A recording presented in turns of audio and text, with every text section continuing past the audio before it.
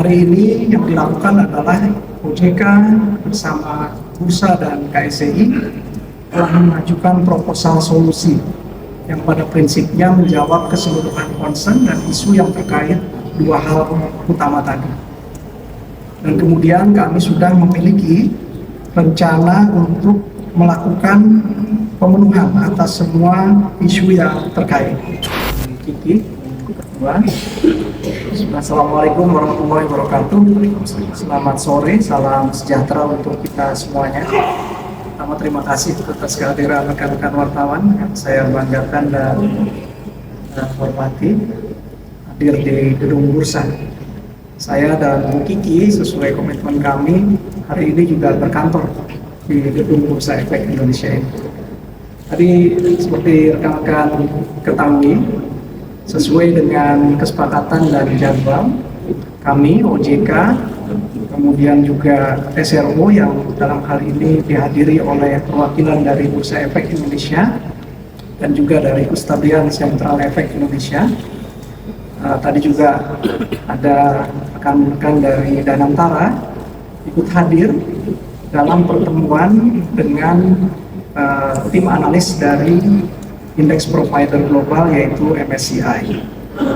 Untuk reminder saja, apa yang menjadi concern MSCI itu sangat align atau selaras dengan beberapa program rencana aksi kami yang kemarin Bu Ketua Bu Kiki canangkan dari 8 rencana aksi, khususnya terkait dengan klaster transparansi yang terkait dengan pengungkapan ultimate beneficial ownership dan juga terkait dengan likuiditas untuk mendorong peningkatan free float sebagai kebijakan baru di pasar modal kita. Rekan-rekan sekalian, secara umum hari ini yang dilakukan adalah OJK bersama Bursa dan KSCI telah mengajukan proposal solusi yang pada prinsipnya menjawab keseluruhan concern dan isu yang terkait dua hal utama tadi. Dan kemudian kami sudah memiliki rencana untuk melakukan pemenuhan atas semua isu yang terkait, yaitu saya bacakan terkait dengan disclosure atas kepemilikan pemegang saham dengan porsi di bawah 5% yang kita komitkan untuk dapat dilakukan untuk kepemilikan saham di atas bahkan 1%. Kemudian yang kedua, kita akan menghadirkan granularity atau lebih merinci klasifikasi investor pada data yang selama ini dilakukan pengelolaannya di KSCI. Yang kita ketahui saat ini terbatas hanya di 9 tipe investor utama, tapi nanti akan dirinci menjadi 27 subtipe investor yang akan lebih memunculkan klarifikasi dan juga kredibilitas pengungkapan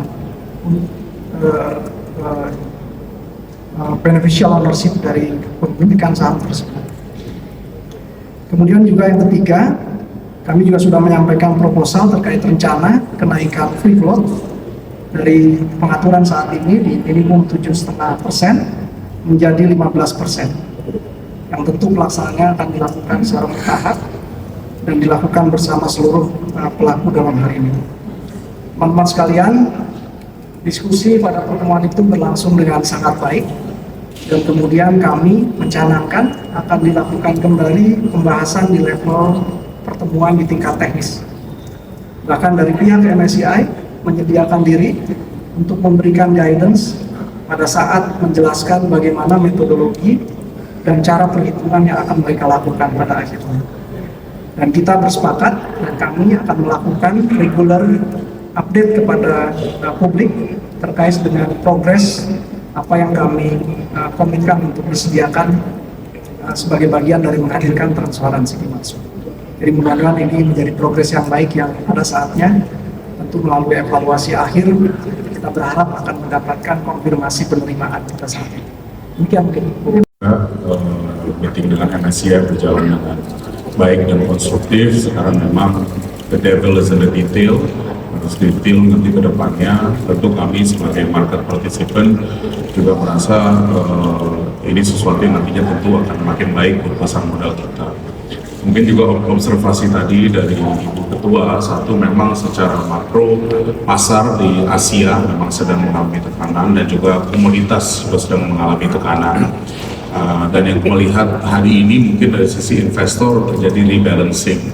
Yang kemarin saya bicarakan bahwa ada uninvestable asset bahasanya atau stok yang dibicarakan oleh MSCI itu sekarang yang kalau dilihat adalah peningkatan investment dari institusi baik dari dalam dan luar negeri untuk saham-saham yang memiliki ciri-ciri, satu memiliki fundamental yang baik, kedua memiliki likuiditas yang baik, dan ketiga memiliki juga valuasi yang baik dan juga cash flow yang baik. Itu bisa dilihat dari top 20 stocks yang ada yang mengalami peningkatan dan juga top 20 stocks yang mengalami penurunan. Jadi ini juga ini perlu dilihat secara makro saja, bukan hanya di level Indonesia alone.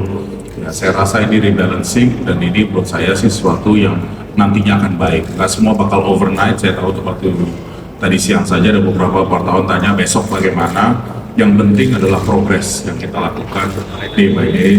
Kami sangat encourage melihat step-step yang dilakukan sangat serius. Jangan lupa buat teman-teman wartawan semua, hari Rabu announcement, Senin Minggu sudah di-announce, dan Senin, dan ini sangat cepat. Bisa dibilang untuk banyak negara-negara yang di cover MSCI, bisa dibilang ini salah satu yang tercepat dari sisi regulator dan juga dari sisi bursa yang terkait. Ini juga merupakan sesuatu yang encouraging. Terima kasih. Terima kasih. Menyampaikan pesan, kita titip pesan untuk seluruh investor di Indonesia, jangan panik, tetap tenang, tetap mengambil keputusan investasi secara rasional. Melihat investasi itu adalah bagaimana melihat fundamental dan juga prospek ke depan.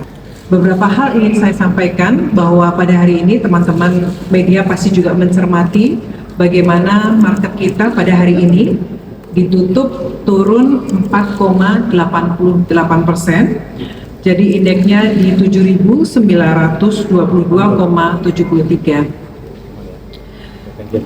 Namun di balik angka penurunan tersebut tentu ada hal lain yang harus kita lihat juga, dan ini hal yang sangat baik.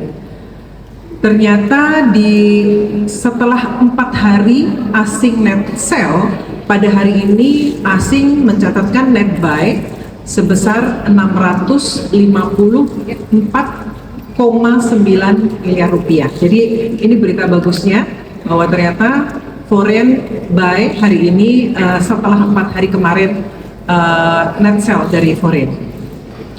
Kemudian kalau kita lihat teman-teman ya, secara regional, indeks-indeks di regional juga minus ya. Kalau kita lihat di Kospi Korea itu minusnya bahkan jauh lebih dalam, 5% lebih ya, 5,4%. Kemudian di Hong Kong, kemudian India, Singapura, dan Tiongkok juga secara regional melemah. Juga emas juga melemah pada hari ini. Jadi kita melihat ya ini juga untuk perspektif yang lebih luas dan lebih global begitu ya. Jadi market kita hari ini walaupun turun, tapi ada hal-hal baik yang bisa kita lihat.